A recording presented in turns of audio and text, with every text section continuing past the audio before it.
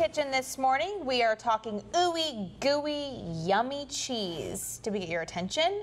If so, how do you feel about Brie? Brie can be one of those more confusing cheeses. You know, are you supposed to eat the rind? Are you not? And if so, why is it so hard to do sometimes? Chef Becky has a tasty Brie recipe that will put all those questions to rest. Hi everyone, I'm Chef Becky.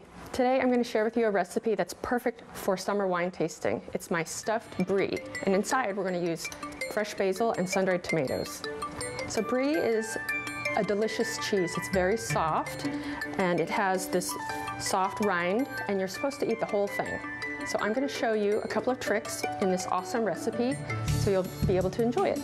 So I'm going to start with my wedge of Brie and a sharp knife. I'm going to slice down the middle to make two identical slices. I'm going to put one in the serving dish, and I'm going to top that with the julienne sun-dried tomatoes. And I really like the kind that are packed in oil. You really want to pile these on, and it's okay if it spills out the side.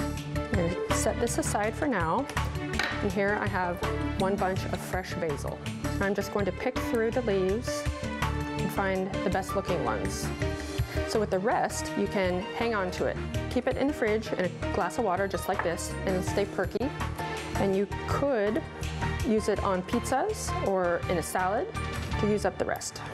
So now I'm going to make a stack of these basil leaves.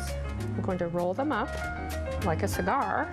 This will make it easy to cut them up all at once. And use my knife to do a chiffonade. See how I'm slicing whole roll all at once. And then just make a little, loosen it up with my fingers, and then just chop it one more time.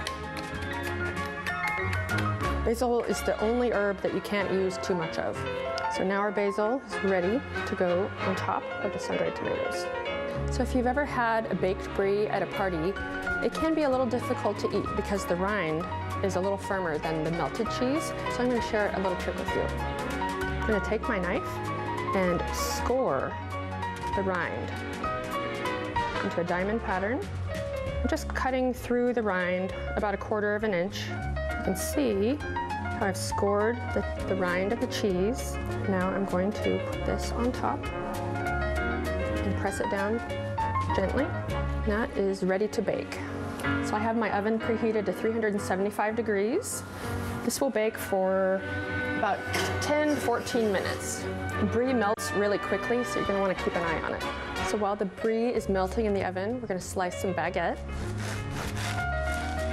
Looks nice to fan the bread out a little bit. And also put some crackers out.